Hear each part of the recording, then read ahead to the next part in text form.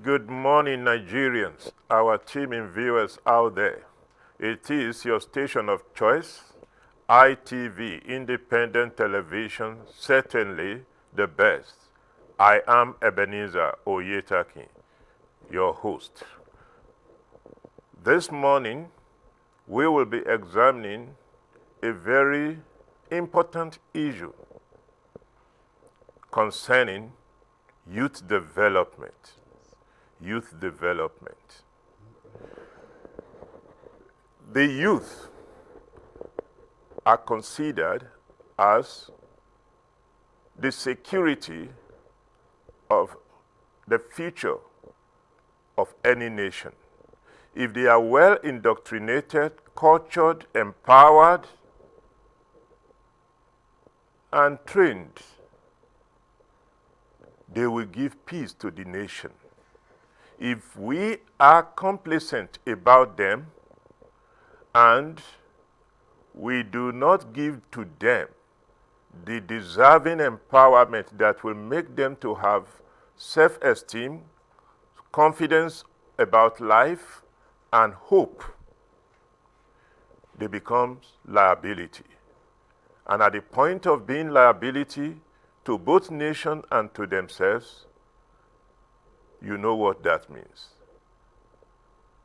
That is why today in Nigeria, you can see the effect of likely complacency about the way we have handled the training or bringing of our youth. That is why this morning we have a very important guest to discuss synergy among youth development agencies to prevent youth restiveness. If there is any time youth restiveness has agitated this country, Nigeria, to its very foundation, I think it is now. With me to discuss this issue is no other person than Engineer Tasiu Mohammed Ringim. You're most welcome. You have been a very strong youth activist, been right from the school days as important members of National Association of Nigerian Students, then Deputy President of Nigeria Youth Organization, and things of that nature. I knew you were always, maybe are still passionate about the Nigerian youth and how we want to see them well developed. The youth development agencies, first of all, I want us to identify them. Which are the development agencies that paramountly weigh on youth development, be it ministry or extra-ministerial department? Which of them can you identify? So thank you very much for me being here for the first time. Actually, I'm sure my qualification to be here is the almost 2 decades of my engagement with you in the field we are discussing. I'm glad to have been your deputy for almost 8 years in the Nigeria Youth Organization. Well, when you talk about the agencies to do with youth development, it's more or less like talking about the cumulative policy purpose of the entire ministries and agencies. Because what's education? Likewise, the Ministry of Youth and Sport. Likewise, the Ministry of Women Affairs. So Ministry of Health. So all you look at it comprehensively is an issue of youth development, because every ministry and agency's purpose of establishment is basically to enhance the quality of the future. And when you are talking of the quality of the future, you are talking about the new generation, which are the youth, So, fundamentally, as at the moment, everyone knows the issue of restiveness is basically on the 2 fundamental frontiers. That is the issue of the deceptive guidance of the new generation by the cumulative deficiency of the several other sectors, and then the single one, which is more important, the decades, almost 3 decades neglect of the policy fulfilling the policy purpose of establishing the National Drug Law Enforcement Agency, which everyone, I'm sure, can see the synergized malfunction justification of all the other agencies and the ministries because of the lacuna in the NDLES operations. Yes. Thank you very much. Looking at it, you have listed the agencies, Ministry of Education, and rightly so, Ministry of Education, Ministry of Youth Development, Ministry of Health, you mentioned, Ministry of Women Development, and I will add Ministry of Science and Technology to it. And agriculture. And now, of course, agriculture. Now, talking about synergy, do we see concrete synergy between these ministries?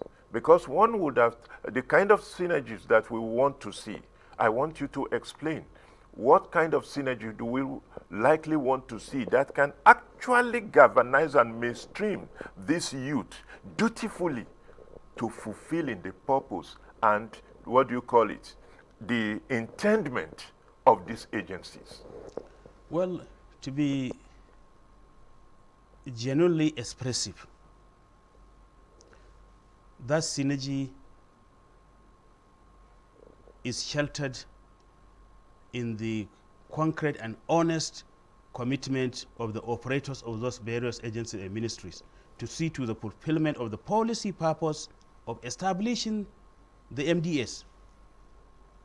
But you see, there's an expose that have just happened in the first 3-4 months in this country, which may sum up the actual scenario. This country is just coming to the realization that the prolonged neglect of the impact of drugs among Nigerian youth have been the justifying purpose of lack of fulfilling all the other sectors' purpose of establishment. For example, schools produce the next generation quality leaders. Drugs have gone in there. Sport, drugs is in there. Health sector is overwhelmed by drug addicts, which demand of management is far more than that of the ideal normal health challenges. When you go to the agriculture, when you go to the issue of security, which is the principal purpose of establishing a government, who did the battle? Who did the kidnapping? All are youth. And no single youth kidnapped ideally without the influence of drugs.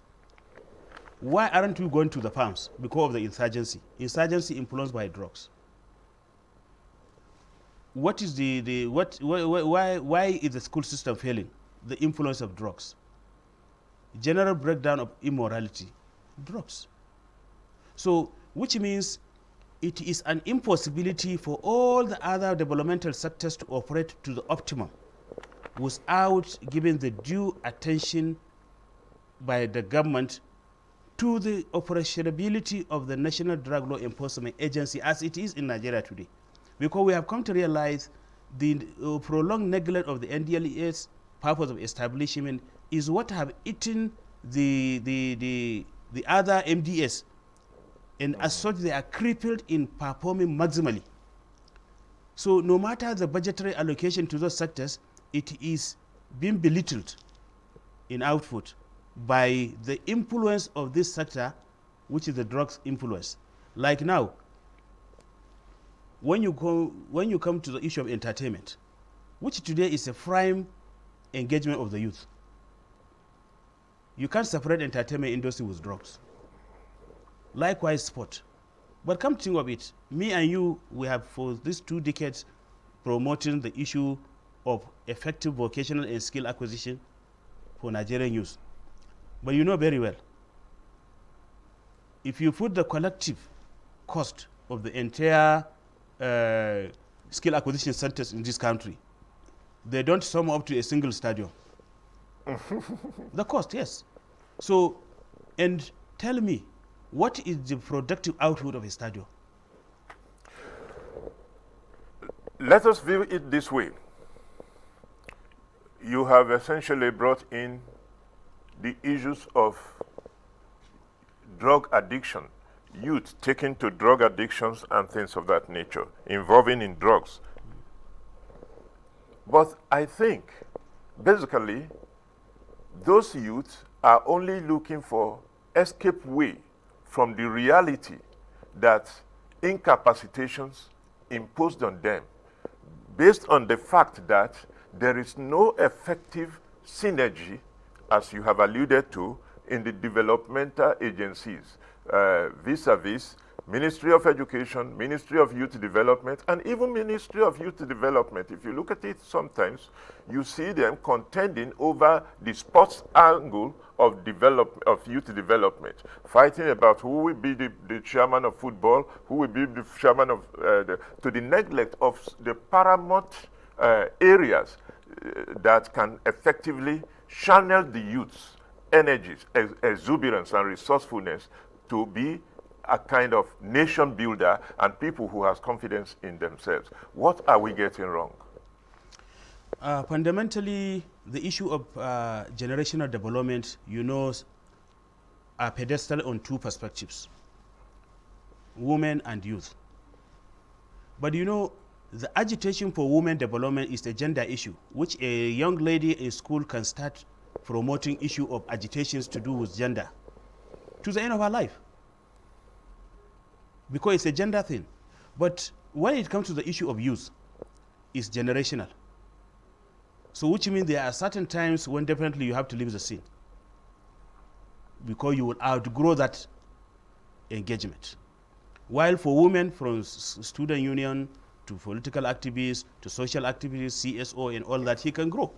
You understand? We have seen a lot of this kind, So, but for the youth, there is time when you will overgrow, because you cannot catch up with the dynamics of the global trend of generational participation in national developments.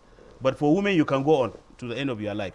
So, sincerely speaking, the issue of youth have been gotten wrong substantially, because it was never even identified. It was either perambulating between being attached to women affairs, one day to the issue of social development, some other time it is with sport. It has never been ideally recognized as an institutional segment requiring consistent policy commitment. So as such, it is being seen like an appendage of something else, while the cumulative expectation of the entire nation is on them. So for example now, when you ask someone how best to engage the youth, he will start telling you about sport. You understand? But come to think of it, sport cannot develop a nation. It can only engage a segment of the nation for a moment. But when it comes to development, we are talking about engineers, we are talking about health workers, we are talking about educationists, we are talking of practical, quantifiable activity with futuristic purpose. But sport is an entertainment, which today it is even losing value, to the extent that now we are even having virtual football. So where is the investment of all the stadiums, all those game villages and whatever we call it? I stumbled on a Spanish saying concerning education and what education should mean. The statement reads, "Duco ducere devi de tom," meaning that education should be able to empower people to effectively govern and control their environment without hurting others and without causing harm to the environment. The kind of education and the framework for youth development,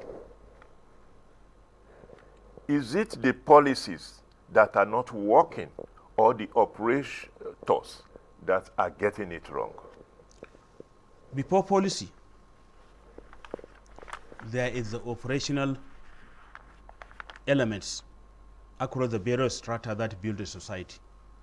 Fundamentally, upon missing the family values, most young men are uploaded onto the street totally misguided,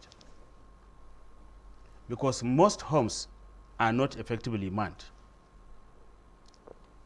So, in as much as the home have been lost, the society alone cannot rectify the inherent deficiency within the young man. So family values must be reactivated. And most of the time, it's not about what goes wrong, but what should be done. And what should be done is people should delete most of the mannerisms that they have imported or adopted, because we are Africans, we are Nigerians. We have certain unique values that have worked for us. So it's high time people, do away with the adopted mannerisms that are now engaged in operating our homes. We are not really getting it right. Most families and parents rely on schools to guide their children. The educational system is an adopted version, you know very well. We have gone around the world with you. We have seen where most even educational policies have been effectively domesticated to suit the requirement of societies. But we, up to today, we are doing copy and paste. And as such, when we train the young men, upon uploading them on the society, in this attempt to operationalize what they learned, they get confused. Up to today, we are training people who are expectedly they will be administrated in secondary school. Local government council, which such requirement of such labor is no longer logical, Have you noticed that most of the times students and youths graduating from secondary school, wanting to go into university, they have talents, they have noticeable talents and allegiance to some certain fields, maybe the field of science and things of that nature. But when they apply to universities, they give them a strange course to their innate personality. How much negative influence has this cost our nation? Surely it does. In fact, we are all victims of that.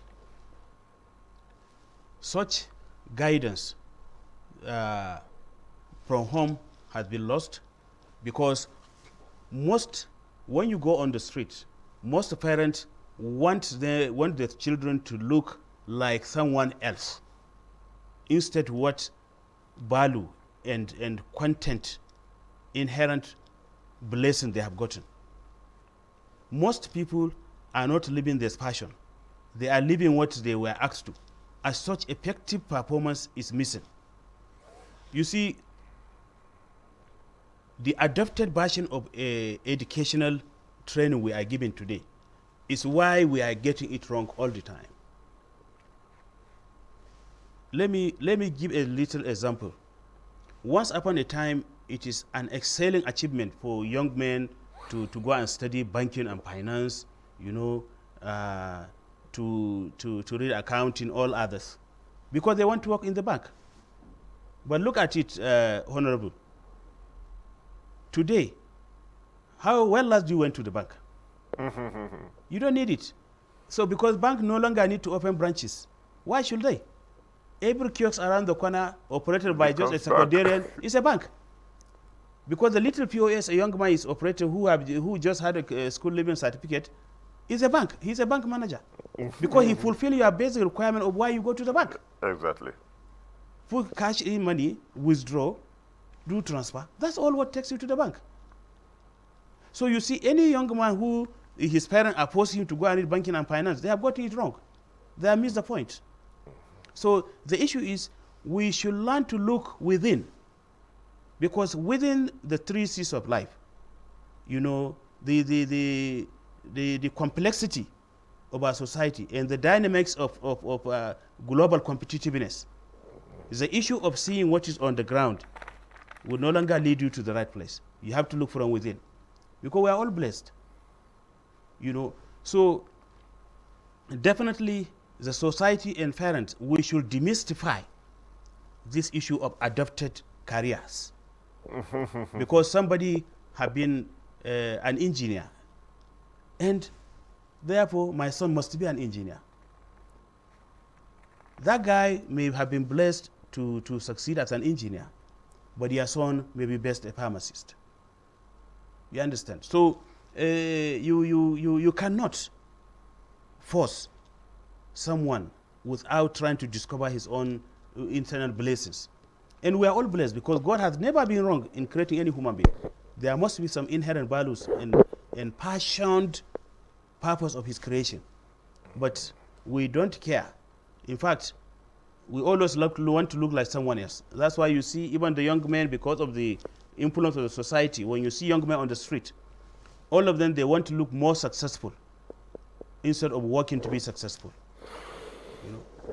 You know, getting it right from the onset as we started these discussions, while you were identifying the developmental agencies. You mentioned Ministry of Education, Ministry of Agriculture, Ministry of Youth Development, Women Development. You talked about health, and you brought in the NDLEA, which is also very, very important because we must get our youth out of drugs. Now, in all of this, what should be the core areas of synergy? What should be the core area of synergy? What should be the inspiring factor vis-a-vis nation building that should form the core of, the synergy that we want to see? Well, sincerely speaking, it might not be to the want of some of the operators, but in my own way, assumptions, our government should be committed to nationalizing our values, our core values. Our core values. Because in as much as there is no nationalistic instinct in the upcoming generations, anything good about the nation cannot be seen with pride. And secondly, I'm telling you the truth, the government should invest more in the issue of promoting homegrown skills and mechanisms of self-sustenance than the issue of sport. That is actually just glorifying some people who doesn't even bloody care about us.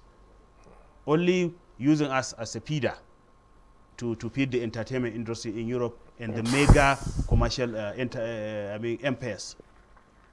As simple as that. I believe, I strongly have this belief that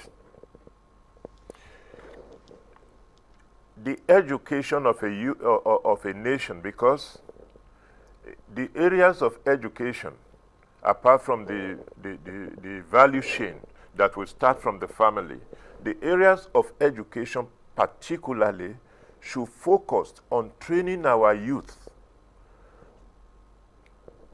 That is, the education curriculum should be original to us, developed by us, sharpened and framed in such a way that it should tailor our youth to the national developmental necessities and established goal of a nation.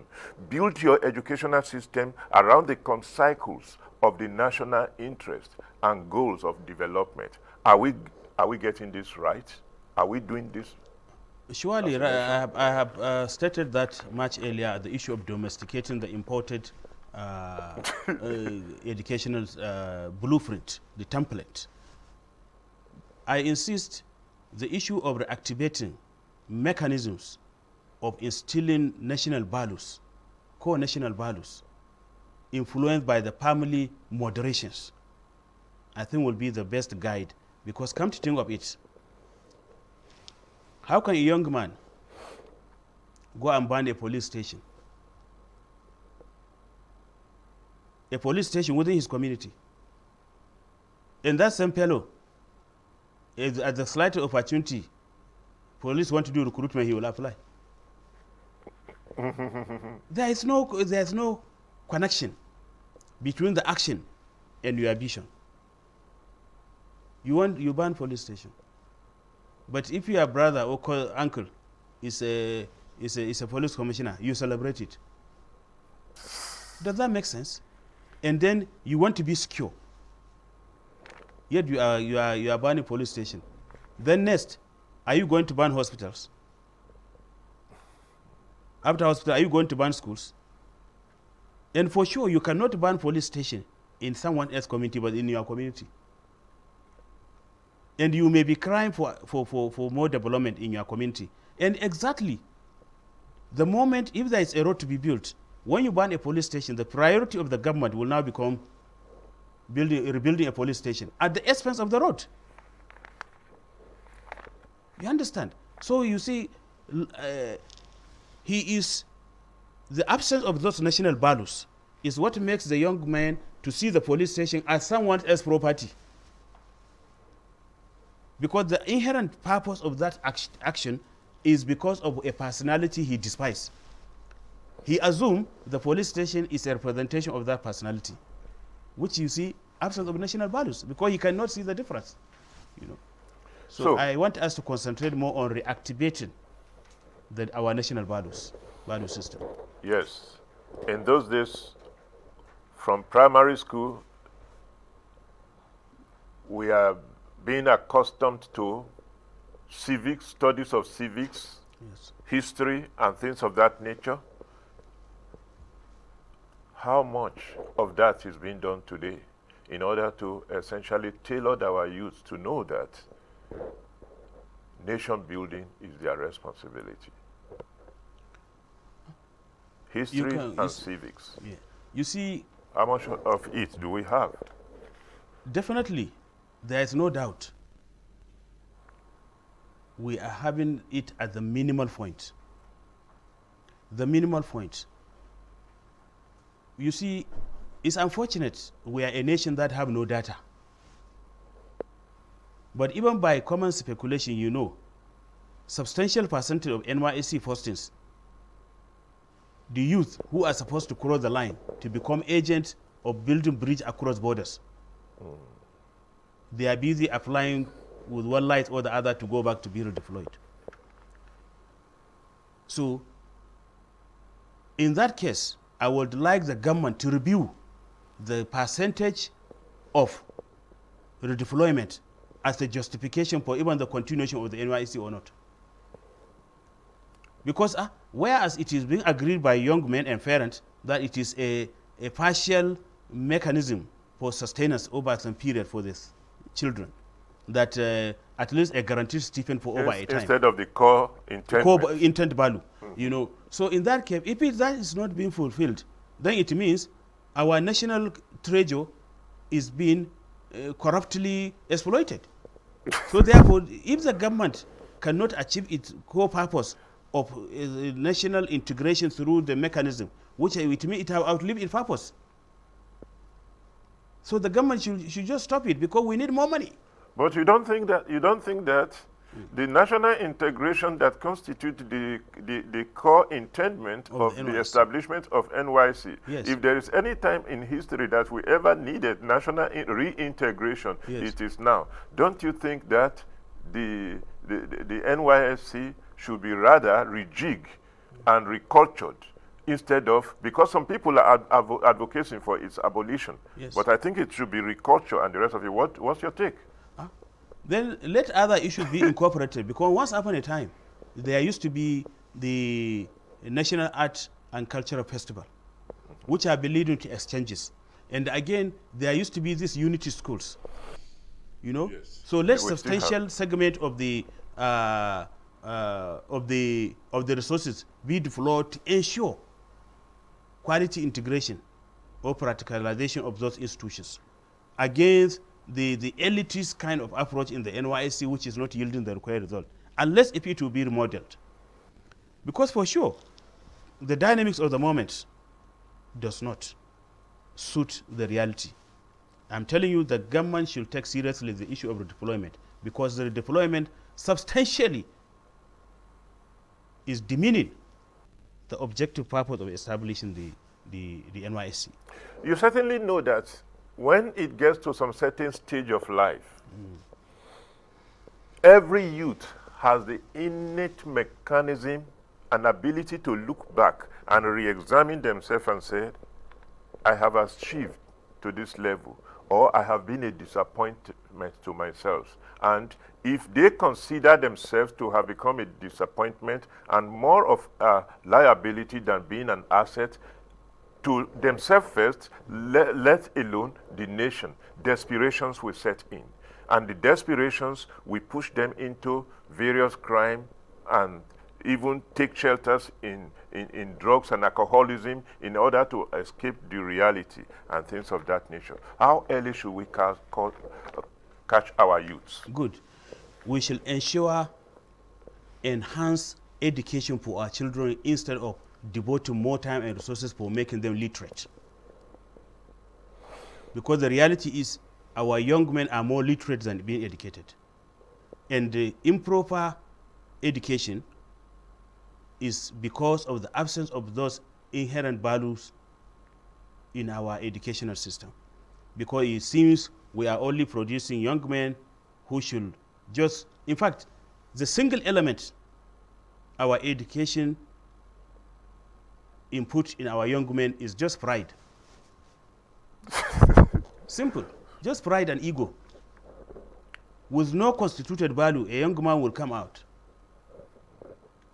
and he will assume he's already somebody. While he is supposed to work toward becoming somebody. While we are rounding up this discourse on nationalism and you and the synergy among youth development agencies in order to prevent youth restiveness, let us take it this way. Let us take it this way. Youth went to school. They graduated from school. I had heard it several times from people. Our youth are unemployable even after schools. The issues of unemployability of youth after school and things of that nature. Then come to think about it too. One of the areas that can accommodate the youth much more and give a meaning to their lives is in the areas of agriculture. But the necessary informations and education that can make that field admirable and welcoming to them seems not to be there.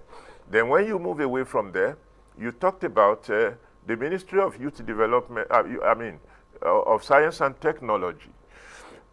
One would have expected that there should be a center where, you galvanize a set of youths with talent, identifiable talent hunts, and you put them in a place and task them, mobilize them, finance them, and create a comfort around them whereby they can develop our own science and technology that is homegrown and things of that nature. What should the authority be doing in order to achieve this as a mechanism for synergy? Ministry of which you have, Ministry and Development Agency, which you have rightly identified. The first nationalist is you yourself. The young men we are talking about have refused to see agriculture and its value chain engagement as a business. I don't think there's any students who have been taught on how to keep following consistently the Premier Leagues, Bundesliga and all. But he's always up to date. Why can't you use the same Android to search on how best he can be a farmer in a way he wish? Because they're always consistent in following what's happening in the European League and Maybe whatever you call it. Those who are supposed to help to direct them did not do enough. Who directed them to go the other side? to be in Chelsea and the DC fan. Exactly. You have to be, okay. I have seen some video clips, young men busy breaking their legs in the course of celebrating, I think, which win. I think something like Chelsea go. And that Chelsea won and won somewhere. You understand?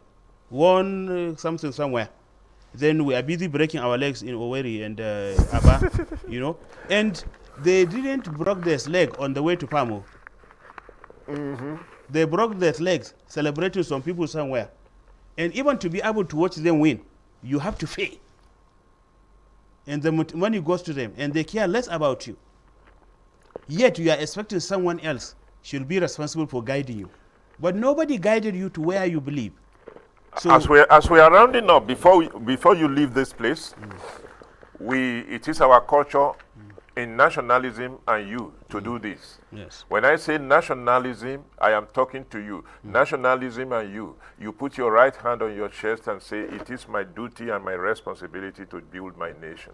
So, Engineer Tasiu, Ringim, nationalism and you. it is my responsibility to build my nation in the best capacity I can. Your last message to the nation, Let's the youths that are looking. Youth, let's look inward and explore the inherent blessing God has put in You us. are most welcome. God bless Thank you. you I very hope you will avail yourself. Thank you We very cannot stop talking about this. It can go on and on and on because it's a very important issue that has to do with our nation. God bless you. Thank you. Don't go away. We are having another interesting discussion, and our guest is already around the studio. We are going to be discussing national reconciliation. National reconciliation, the necessity, the urgency, and the way forward.